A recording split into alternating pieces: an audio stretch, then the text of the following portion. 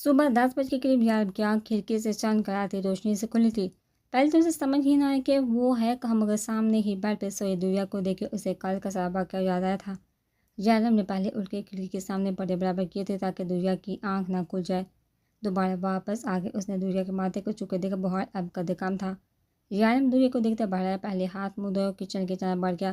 دنیا نے کل رات بھی کھانا بڑا نام ہی کھایا تھا، اس لیے یارب نے اس کے لیے سینڈوچز بنا دے، وہ بھی یوٹیوب سے دیکھے۔ اب وہ اتنا سگر تو تھا نہیں کہ فرد ہر چیز بنا لیتا۔ تقریباً 30 منٹ بعد سینڈوچ اور جوس ڈش میں سجا کے ایک دفعہ کچن پہ نگاہ دوڑائی۔ سارے کیبنٹ کھلے ہوئے تھے، شیلف پہ سارے مسالہ جات کے ڈبے الٹے پڑے تھے، سنک بھی اپنی حالت سے زار پر رو رہا تھا۔ یارب جلدی سے آگے بڑھ گیا، دنیا کے کمرے میں پہنچ کے ناشتہ سارے ٹیبل پر رکھا۔ دنیا گیٹ اپ، اٹھ جائیے، ناشتہ ٹھنڈا ہو رہا ہے، جلدی سے اٹھ جائیے، پھر بھی مجھے بھی جانا ہے۔ یارب دنیا کو آواز دیتا، ساتھ ساتھ اپنی گاڑی کی چابی پاکٹ میں ڈالی، واچ پہنتا، اب بھی دنیا کو اٹھا رہا تھا۔ دنیا بالکل ایسا نہ ہوتا دیکھ کہ یارب اس کے پاس آیا تھا۔ سلیپنگ بیوٹی، یارب جو اس کے چہرے پہ جھکا، اس کی سانسوں کی طرف سے دنیا کی آنکھ کھلی تھی اور شاہ کو اپنے اتنے قریب دیکھ کے اس کی پوری آنکھیں کھل گئی تھی۔ وہ چیخ مارتی اٹھی تھی، مگر اچانک اٹھنے سے اس کا سر یارب کے سر سے ٹکرایا تھا اور وہ واپس اپنی جگہ پہ گر گئی تھی۔ اسے دیکھ کے یارب ہنسا تھا، اس کے ڈمپل نے اپنی نمائش کی تھی کہ ایک دفعہ تو دنیا کی نظر بھی اس کے ڈمپل پر ٹھہر چکی تھی، مگر اگلی بار یارب کو دھکا مارتی جلد اٹھی تھی۔ آپ کیا کر رہے ہیں یہاں، اور آپ اندر کیسے آئے؟ نہیں، مطلب آپ ساری رات یہیں تھے؟ دنیا حیرت اور ڈر سے پوری آنکھیں کھولے یارب کی جانب دیکھی تھی۔ یارب کی مسکراہٹ اس کی حیرت سے کھلی آنکھیں دیکھ کے سمٹی۔ آپ کو فکر کرنے کی ضرورت نہیں، میں رات کو باہر صوفے پہ ہی سویا تھا، اب آپ جلدی سے کچھ کھا کر دوائی لے لیں، مجھے واپس بھی جانا ہے۔ یارب سنجیدگی سے کہتا کمرے سے باہر نکل گیا تھا تو دنیا بھی فریش ہونے چل دی۔ فریش ہو کے دنیا یوں ہی باہر نکلی، کمزوری کی وجہ سے وہ چکرا کے زمین بوس ہوئی تھی۔ یارب جو باہر لاؤنج میں بیٹھا تھا، کچھ گرنے کی آواز سن کے جلدی سے کمرے میں جہاں دنیا زمین پہ اپنا سر پکڑ کے بیٹھی تھی، یارب جلدی سے اس کے پاس آیا اور اسے اٹھا کر بیڈ پر لٹا دیا۔ اس کے ہاتھ سے اٹھانے سے دنیا خجل سی ہوئی خود میں سمٹی تھی۔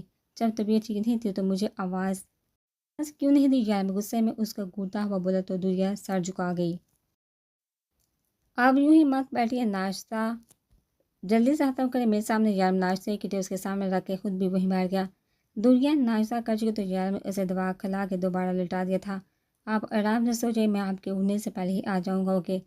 یارب اس پہ کمرہ درست کرتا ہوا اس کے ماتھے کو چکے بہار چک کیا، ابھی بھی ہلکا ہلکا بخار تھا، جس کی وجہ سے دنیا کی آنکھیں بھی گلابی ہو رہی تھی۔ دنیا کی گلابی ہوتی آنکھوں سے اس کی آنکھیں ٹکرائے تو کچھ لمحے یوں ہی وہ دونوں ایک دوسرے کو دیکھتے رہے، مگر دنیا کو اچانک کل کی باتیں یاد آئی تو اس نے نظریں پھیری تو یارب بھی سیدھا ہوتا باہر نکل گیا۔ رات 8 بجے کا وقت تھا جب اچانک ہی تعمیر کی حالت بگڑنا شروع ہو گئی تھی تو عائشہ جلدی سے فائل کے ساتھ اسے ہسپتال لے کے گئی تھی۔ ہسپتال پہنچتے ڈاکٹر نے تعمیر کو ایمرجنسی وارڈ میں شفٹ کیا تھا۔ تعمیر کا بلڈ پریشر ایک دم سے ہائی ہوا تھا، ڈاکٹر کی ٹریٹمنٹ دینے سے جلدی ہی نارمل ہو گئی تھی۔ 30 منٹ کے بعد ڈاکٹر باہر آئے تو عائشہ پریشانی سے ان کی جانب بڑھی تھی۔ ڈاکٹر میری بہن کیسی ہے اب؟ وہ ٹھیک تو ہو جائے گی؟ جی اس اس سال میں اکثر پیشنٹس کا بی پی ہائی یا پھر لو ہو جاتا ہے، فکر کی بات نہیں، اور اب آؤٹ آف ڈینجر، لیکن آج رات ان کو ہاسپٹل میں ہی رکھنا ہوگا، صبح ان کو لے جا سکتے ہیں، ڈاکٹر پروفیشنل انداز میں بتاتا آگے بڑھ گیا تھا۔ فائل بھی پاس کر تھا، اس نے عائشہ کے کندھے پر ہاتھ تھا کہ اس کو تسلی دینی چاہی تھی، مگر کسی اور کو یہ منظر ناگوار گزرا تھا۔ مصطفیٰ اپنے دوست کی عیادت کرنے آیا تھا جس کا آج صبح ہی ایکسیڈنٹ ہوا تھا اور وہ بھی اسی ہسپتال میں ایڈمٹ تھا۔ دوست سے ملنے کے بعد وہ یہی بار آیا، عائشہ کو ڈاکٹر کے پاس دیکھ کے وہیں تھوڑے فاصلے پر کھڑا ہو گیا، مگر ڈاکٹر کے جاتے وہ فائل کا اس کے پاس آنا اسے چھونا مصطفیٰ کو چبھا تھا۔ آن لائن میں بیٹھا تھا جب اس کی ماما اس کے پاس آئی تھی، اتنے دن سے ان کی حالت گھر والوں سے ڈھکی چھپی نہ تھی، مصطفیٰ ان سب کو بتا چکا تھا اور سب نے ان کو سمجھایا بھی تھا کہ اس سب میں اس کی اتنی غلطی نہیں، مگر وہ ماننے کو تیار ہی نہیں تھا۔ آنکھوں کے نیچے سے ہلکے بڑی ہوئی شیپ اور ڈیلی ڈالی ٹی شرٹ اور ٹراؤزر میں وہ کوئی اور ہی لگ رہا تھا۔ وہ شوخ اور چنچل تھا، ہر وقت شرارتی کرنے والا، اون تو کہیں کھو ہی گیا تھا۔ اس کی یہ حالت دیکھ کے آمنہ بیگم کا لہجہ منہ کو آیا تھا، آمنہ بیگم کا کلیجہ منہ کو آیا تھا۔ اون بیٹا یہ کیا حالت بنا رکھی ہے تم نے اپنی، اور کسی کا نہیں تو تم کم از کم اپنی ماں کا خیال کر لو، کیوں اپنی زندگی برباد کرنے بتولے بیٹھے ہو؟ حال تمہیں ترس کیوں نہیں آتا؟ خود بار تم ایسے تو نہ تھے اون۔ آمنہ بیگم روتے روتے اس کے پاس سے اٹھ گئی تھی۔ آپ کو کیا بتا ماما کہ مجھے عشق ہو گیا اس سے، یہ جانتے ہوئے بھی کہ وہ مجھ سے کبھی بات کرنا پسند نہیں کرتی، نہ آگے کبھی پسند کرے گی مجھے، مگر اس کا یہ مطلب تو نہیں کہ میں اس سے محبت کرنا چھوڑ دوں، بھلا محبت پا لینا اتنا آسان تھوڑی ہے، محبت میں تو محبوب کا دیدار کر لینا ہی اسے پا لینے کی مترادف، مگر اس کو دیکھے بنا تو عرصہ گزر گیا ہے۔ اون اس سے باتیں کر رہا تھا جب ہی اس کی پورے مصفا کی کال آئی، اور اس کی کال سنتے وہ اندر دوڑا تھا، اپنے کمرے سے گاڑی کی چابی اٹھاتے ہوئے باہر کی جانب بھاگا تھا۔ مصطفیٰ کی کال سن کے وہ جلدی سے ہاسپٹل پہنچا تھا۔ کوریڈور میں اسے عائشہ ICU کے سامنے بیٹھی نظر آئی۔ ابھی اون آگے بڑھتے کہ اسے مصطفیٰ اپنی طرف آتے ہوئے دکھائی دیا تو وہ تیز سے قدم اٹھاتا مصطفیٰ کی جانب بڑھا، بھائی کیا ہوا، سب ٹھیک تو ہے نا؟ اور رامین کو کیا ہوا؟ اس کے چہرے پہ پریشانی صاف ظاہر ہو رہی تھی۔ اون زیادہ پریشانی کی بات نہیں، بس تھوڑا سا بی ہائی ہو گیا تھا۔ آپ بہت ٹھیک ہے، اب چلو گھر، بہت ٹائم ہو گیا، ماما بابا ویٹ کر رہے ہوں گے۔ بھائی آپ جائیے، میں نہیں جاؤں گا، مجھے اس کو دیکھنے میں آ جاؤں گا گھر۔ اون اسے منع کرتا آگے بڑھا تو مصطفیٰ بھی اس کے پیچھے چل دیا۔ بہرحال وہ اسے اکیلا چھوڑ کے نہیں جا سکتا تھا۔ اون عائشہ کے سامنے جا کھڑا ہوا تھا اور وہ جو گہری سوچ میں گم تھی، کسی کو میرے پاس دکھتے دیکھ کے چونک گئی تھی۔ تبھی نظر اٹھا کے دیکھا تو وہی لڑکا جس کی وجہ سے رامین اس حال میں تھے، وہ غصے سے اٹھی، اب کیا ہماری بے بسی کا تماشا دیکھنے آئے ہو تم؟ اس حال تک پہنچا کر سکون نہیں آیا؟ جب اس کی جان میں لینا چاہتے ہو تم چلے جاؤ یہاں سے، ورنہ مجھ سے برا کوئی نہیں ہوگا۔ عائشہ غصے سے بپڑی شہنی کی طرح اسے دیکھی تھی، جو سر جھکا یوں ہی کھڑا تھا، مگر جب سر اٹھایا تو اس کی آنکھوں میں آنسو دیکھ کے ایک دفعہ تو عائشہ بھی حیران ہوئی تھی۔ میں ایک دفعہ رامین کو دیکھنا چاہتا ہوں، اس نے باری ہوتی آواز کے ساتھ التجا کی تھی۔ تم مجھ سے نہیں مل سکتے، اور میں ملنے بھی کیوں دوں؟ آخر تمہاری ہی مہربانی کی وجہ سے اس حال میں ہے۔ عائشہ نے صاف انکار کیا، میں مانتا ہوں میری غلطی ہے، مگر میرا بالکل ارادہ نہیں تھا کہ وہ اس حال کو پہنچ جاتی۔ مجھے احساس ہے کہ میری وجہ سے آج بستر پڑی، مگر یہ بھی سچ ہے کہ میں اس سے بہت پیار کرنے لگا ہوں۔ اگر اس سے کچھ ہوا تو میں بھی جی نہیں پاؤں گا، پلیز مجھے میرا یقین کرے۔ بات کرتے ہوئے آنسو اس کے چہرے سے پھسل کر عائشہ کے پاؤں کے پاس گرے تھے۔ عائشہ نے پیچھے ہو کے اسے اندر جانے کا اشارہ کیا، خود دوبارہ اسی بینچ پر بیٹھ کے ہاتھوں میں گرا لیا۔ مصطفیٰ بھی اس سے کچھ فاصلے پر بیٹھ گیا تھا۔ لیمن کلر کا سادہ سا سوٹ پہنے، دوپٹہ سر پہ اوڑھے بہت تھکی تھکی لگ رہی تھی۔ سوٹ کے رنگ جیسا ہی اس کا منہ بھی پیلا پڑ چکا تھا، جس پر تھکن واضح سے مصطفیٰ کو دکھ ہوا تھا، مگر اب بھی وہ اس حال میں نہیں تھی کہ وہ اس سے اپنی محبت کا اظہار کرتا۔ تبھی خاموشی سے بیٹھا رہا۔ انہوں نے ICU کو دروازہ کھولا تو سامنے مشین میں جگری ہوئی دنیا سے بیگانہ سوئی ہوئی تھی۔ اس کی رنگت جو کبھی سفید ہوا کرتی تھی اب پیلی زرد ہو چکی تھی، بیماری سے لڑتی اس کی آنکھوں کے سیاہ ہلکے پڑ چکے تھے۔ اون یک تک اسے دیکھتا رہا، وہیں دروازے کے پاس کھڑا تھا۔ کافی دیر گزرنے کے بعد آہستہ آہستہ چلتا اس کے بیل کے پاس آیا تھا اور اس کے ڈرپ لگے ہاتھوں کو آہستگی سے تھام لیا اور دوسرا ہاتھ اس کے بالوں میں رکھا تھا۔ رامین پلیز اٹھ جاؤ، آئیسوے میں آئندہ تمہیں کبھی تنگ نہیں کروں گا اور نہ ہی کبھی بندریا بولوں گا، میں کبھی کوئی شرارت نہیں کروں گا تمہارے ساتھ، بس ایک دفعہ اٹھ جاؤ، دیکھو تم نہیں ہو تو میں بھی کچھ نہیں ہوں۔ اون رامین کا ہاتھ اپنی آنکھوں پر رکھتے ہوئے اس سے بات کرتے، جب رامین کے ہاتھ میں ہلکے سے چمچ ہوئی انہوں نے چونک کے اس کی طرف دیکھا، مگر اس کی آنکھیں ہنوز بند تھیں۔ اون کو لگا شاید یہ اس کا وہم ہے، تبھی پھر سے اس کا ہاتھ اپنے دونوں ہاتھوں میں تھامے اس کے چہرے کو دیکھتے اس سے باتیں کرنے لگا۔ تبھی اسے لگا کہ رامین نے آنکھیں کھولنے کی کوشش کی ہے۔ وہ جلدی سے اٹھ کے اس کے چہرے کے پاس ہوا تو واقعی رامین آنکھیں کھولنے کی کوشش کرتی مگر کھل نہیں پا رہی تھی۔ اون کی خوشی کا کوئی ٹھکانا نہ تھا کیونکہ وہ کومے سے باہر آ رہی تھی۔ اون جلدی سے باہر نکلا، اس کی ہڑبڑی تھی کہ عائشہ اور مصطفیٰ اتنی اپنی جگہ سے اٹھے تھے۔ اون ڈاکٹر کو آواز دیتا اس سے پہلے ہی عائشہ نے اسے دھکیل کے سامنے سے ہٹایا تھا اور ICU میں داخل ہوئی تھی۔ مصطفیٰ بھی پریشانی سے ان کی جانب لپکا، اون کیا ہوا، سب ٹھیک تو ہے نا؟ مصطفیٰ نے تفتیشی انداز میں پوچھا تو انہوں نے اسے گلے سے لگایا، بھائی اسے ہوش آئے، بھائی وہ ٹھیک ہو رہی ہے، ڈاکٹر ڈاکٹر۔ اون مصطفیٰ کو بتاتے ہوئے ساتھ ساتھ ڈاکٹر کو بھی آواز دے رہا تھا۔ عائشہ جو ہی ICU میں داخل ہوئی تب تک رامین نے اپنی پوری آنکھیں کھولی تھی اور حالی حالی نظر سے جہاں وہاں دیکھی تھی۔ عائشہ اسے ٹھیک دیکھ کے جلدی سے اس کے پاس گئی تھی، رامین تم ٹھیک تو ہے نا؟ میری جان، اف میں بتا نہیں سکتی میں کتنی خوش ہوں، شکر ہے اللہ کا، لاکھ لاکھ کے تم کومے سے باہر آ گئی۔ عائشہ سے گلے سے لگاتے ہوئے رو پڑی تھی، جبکہ رامین ابھی تک سب سمجھنے کی کوشش کر رہی تھی۔ رامین نے جو ہی اٹھنے کی کوشش کی اس کے سامنے شدید درد کی ٹیسیں اٹھی تھی کہ اسے دوبارہ لیٹنا پڑا تھا۔ آپ بھی یہ سب اور میں سے مجھے کیا ہوا تھا؟ وہ آنکھوں میں واضح الجھلی عائشہ کی طرف دیکھی تھی۔ اس سے پہلے کہ وہ کوئی سوال کرتی ڈاکٹر اندر آئے تھے تو اسے چپ ہونا پڑا۔ ڈاکٹر حیران تھے کیونکہ رامین نے ان کی سوچ سے زیادہ جلدی ریکور کیا تھا۔ ڈاکٹرز کے پیچھے ان مصطفیٰ بھی اندر داخل ہوئے تھے۔ رامین نے جیسے دروازے کی جانب دیکھ کر ڈاکٹر کے پیچھے سے کچھ شناسا چہرہ دکھا تھا مگر کومے میں جانے کی وجہ سے وہ کچھ باتیں بھول گئی تھی، اس لیے خاموشی سے لیٹی ڈاکٹر رامین کا چیک اپ کر کے اس سے کچھ سوال کیے تھے۔ بیٹا کیا آپ اپنا نام بتا سکتے ہیں اور یہ کون سا سال چل رہا ہے؟ ڈاکٹر کے سوال پہ سامنے رامین کی جانب میں دیکھا تھا۔ جی میرا نام رامین ہے اور یہ 2022 سال ہے۔ آپ یہ سب کیوں پوچھیں ہیں؟ آپ ہی کیا ہوا تھا مجھے؟ آپ مجھے بتا کیوں نہیں رہی کچھ؟ رامین کے جواب پر سب داغ سے رہ گئے تھے اور وہ اپنی زندگی سے 2 سال پیچھے جا چکے جہاں وہ کسی اور کو نہیں جانتی تھی۔ پریشانی کی کوئی بات نہیں ہے، آپ کا چھوٹا سا ایکسیڈنٹ ہوا جس کی وجہ سے آپ کو سر پہ چوٹ لگی تھی اور کوئی بات نہیں۔ اوکے اب آپ ریسٹ کریں، صبح آپ کو ڈسچارج کر دیا جائے گا۔ ڈاکٹر نے اسے تسلی دیتے ہوئے چیک اپ وغیرہ کے اور پیشہ ورانہ ہدایت دیتے اب جا چکے تھے اور جاتے جاتے مصطفیٰ کو اپنے کیبن میں آنے کا کہا تھا۔ مصطفیٰ آہستگی سے ڈاکٹر کے پیچھے چل دیا تھا۔ ڈاکٹر کے کیبن میں پہنچے ڈاکٹر نے اسے چند ضروری سوالات کیے تھے۔ لیکن مصطفیٰ صاحب اپنی یادداشت مکمل تو نہیں مگر 2 سال پیچھے چل کے آپ دھیان رکھیے گا کہ ابھی انہیں کچھ بھی یاد کروانے کی کوشش نہ کیجیے ورنہ کچھ بھی کہنا قبل اس وقت شاید وہ ڈپریشن میں بھی جا سکتی ہیں اور یہ ابھی ان کی صحت کے لیے بہتر نہیں ہے۔ اس بات کا خیال خاص رکھیے گا۔ باقی میں میڈیسنز لکھ دیتا ان کو ٹائم پہ دیتے رہے گا۔ ویسے آپ پیشنٹ کے کون ہے؟ ڈاکٹر ہدایت دیتا اب مصطفیٰ سے پوچھا تھا۔ جی میں رامین کا بڑا بھائی ہوں، مصطفیٰ کے لہجے میں ایک مان سا بول رہا تھا۔ اوکے آپ انہیں گھر لے کے جا سکتے ہیں اور جو باتیں آپ کو بتائیں ان پہ دھیان رکھیے گا، انشاءاللہ وہ جلدی صحت یاب ہو جائیں گی۔ مصطفیٰ ڈاکٹر سے مصافحہ کرتے وقت کھڑا ہوا تھا، اس کے قدم ICU کی جانب تھے۔ مصطفیٰ اندر داخل ہوا تو اسے صوفے پہ مسکین سی شکل بنائے بیٹھے دیکھ نظر آیا، جبکہ عائشہ نے رامین کو پھر سے گلے سے لگایا ہوا تھا اور رو رہی تھی۔ مصطفیٰ آرام سے آ کر ان کے پاس ہی بیٹھ گیا تھا۔ اوف، ان لڑکیوں کے پاس اتنے آنسو کہاں سے آتے ہیں؟ مجھے تو یہ بات آج تک سمجھ نہیں آئی۔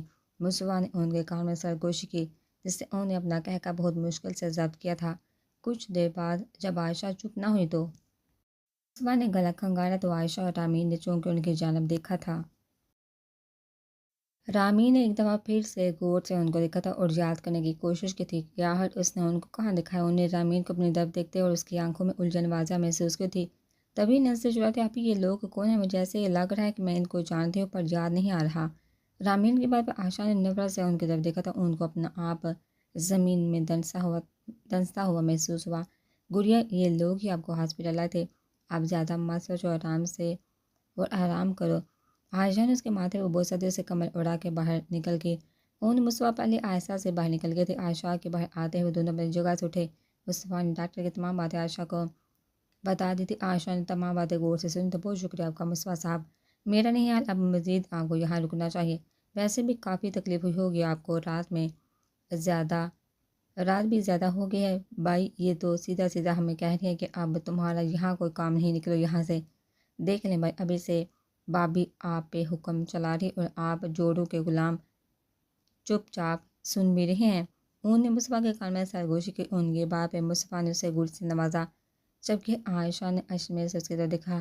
نہیں ہمیں کوئی دقت نہیں ہوگی، آپ بے فکر ہیں، اگر آپ کو کوئی چاہیے تو بتاتے میں لا دیتا ہوں۔ اس کی بات پہ انہیں دان نکوستے ہوئے اس کی جانب دیکھا تھا، جس کے بدلے میں مصطفیٰ نے کوہنی اس کے پہلو میں رسید کی تھی۔ اس سے درد ہوا تو مگر عائشہ کے ہوتے ہوئے وہ کچھ کر نہیں سکتا تھا۔ نہیں مجھے کچھ نہیں چاہیے، بہت شکریہ، عائشہ اس سے جواب دیتے وہیں پاس سکے پین پر بیٹھ گئے، جبکہ مصطفیٰ بھی اسے سے کچھ فاصلے پر ہی وہیں بیڈ پہ بیٹھ گئے تھے۔ عائشہ کو پائی کا خیال تھا جس کو کافی دیر سے اس نے دیکھا نہیں تھا۔ تبھی بیگ سے موبائل نکال کے دیکھا جہاں اس کے میسیجز آئے ہوئے تھے۔ عائشہ نے میسیجز اوپن کیے جن میں فائق نے اپنے دوست کی طرف کسی ضروری کام سے جانے کا بتایا تھا اور یہ بھی کہا تھا کہ وہ جلدی آ جائے گا۔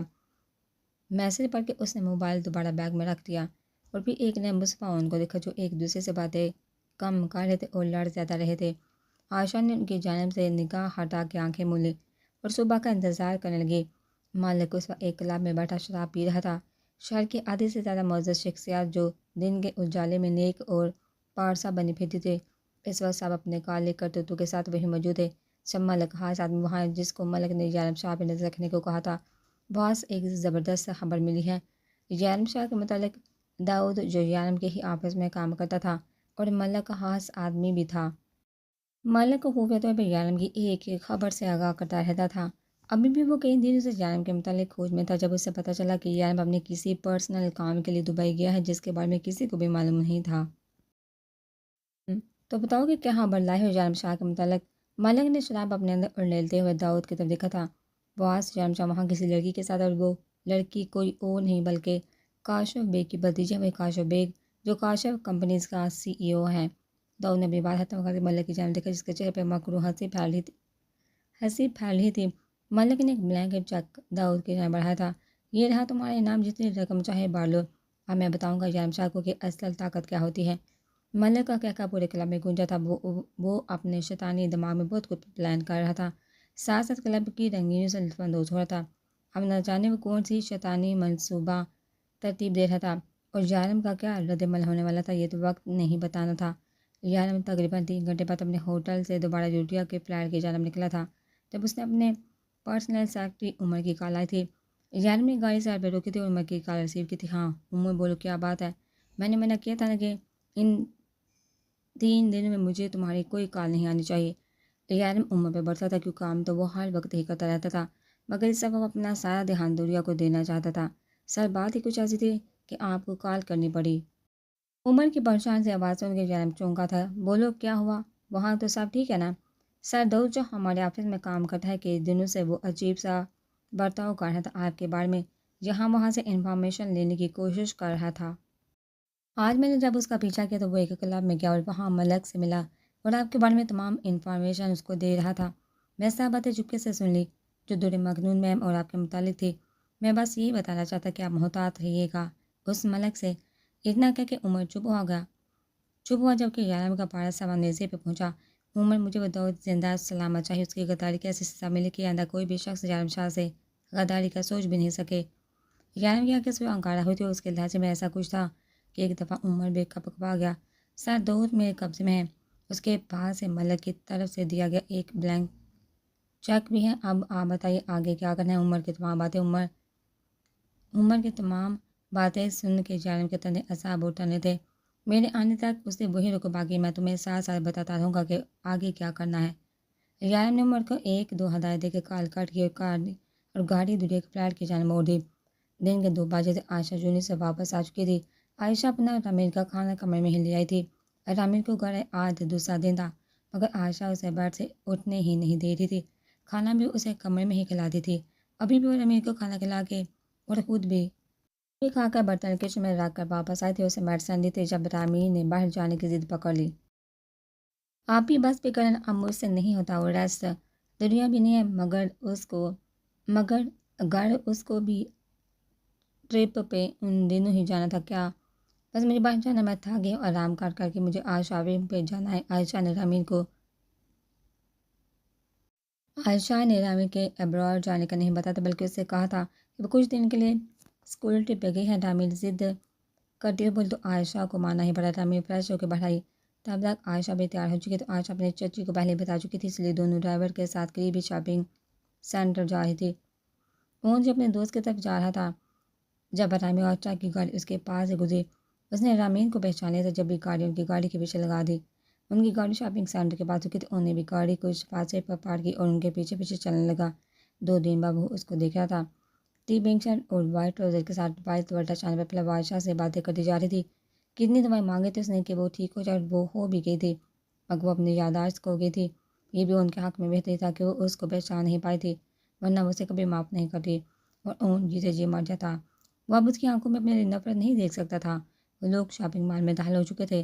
ان سے ذرا فاصلے پر تھا تاکہ انہیں محسوس نہ ہو کہ وہ ان کا پیچھا کر رہا ہے، اور ان کے پیچھے ایک پرفیوم شاپ میں داخل ہوا کہ پرفیوم دیکھنے لگا تھا۔ بار بار پیچھے مڑ کے رامین کو بھی دیکھ رہا تھا جو پرفیوم سے دیکھتے دیکھتے اسی کی طرف آ رہی تھی۔ رامین نے جو ہی پرفیوم اٹھانا چاہا، انہوں نے بھی اسی پرفیوم کو جلد سے اٹھا لیا تھا۔ رامین نے حیرت سے منہ کھولے پہلے پرفیوم پھر ان کی جانب دیکھا۔ مسٹر واپس کرو میرا پرفیوم، اس سے پہلے میں نے دیکھا تھا، تو شاپت سے واپس کر، مجھے ورنہ اچھا نہیں ہوگا۔ رامین نے اپنے ٹون میں واپس آتے ہوئے اسے دھمکی لگائی تھی۔ اون تو اس سے واپس اپنے ٹون میں آتا دیکھ خوش ہوا تھا، مگر ظاہر نہیں ہونے دیا۔ وہ ہیلو، اس سے پہلے میں نے اٹھایا تھا، سمجھے، ویسے بھی یہ ایک ہی پیس ہے، تم کوئی دوسرا دیکھ لو، یہ اب میرا ہے۔ انہوں نے بھی اسے ہری جھنڈی دکھائی دی، دیکھو یہ پہلے میں نے دیکھا تھا اس لیے یہ میرا ہے، ویسے بھی یہ لیڈیز پرفیوم ہے، تم کیا کرو گے؟ مجھے واپس کرو ورنہ میں سب لوگوں کو جمع کر لوں گی اور کہوں گی کہ تم مجھے چھیڑ رہے تھے، پھر سب تمہارے ایسے دو کر بنائیں گے نا کہ تمہیں نانی یاد آ جائے گی۔ اب واپس کرو میرا پرفیوم، مطلب تم جھوٹ بول کر میری درگت بنواؤ گی۔ ان کی آنکھیں تو صدمے سے باہر آئی تھی رامین کی چلاکیاں دیکھ کے۔ جی ہاں بالکل، ابھی تم مجھے جانتے نہیں ہو، چلو دو مجھے میرا پرفیوم۔ رامی نے اسے آنکھیں دکھاتے ہوئے برف میں اس کے ہاتھ سے چھین لیا تھا اور یہ جا اور وہ جا، یار یہ تو پہلے سے زیادہ خطرناک ہو گیا ہے۔ میں میں اس کو اتنا ہلکا لے رہا تھا، اور جان بچا لے بیٹا، یہ تو تجھے سے بھی 2 ہاتھ آگے ہے۔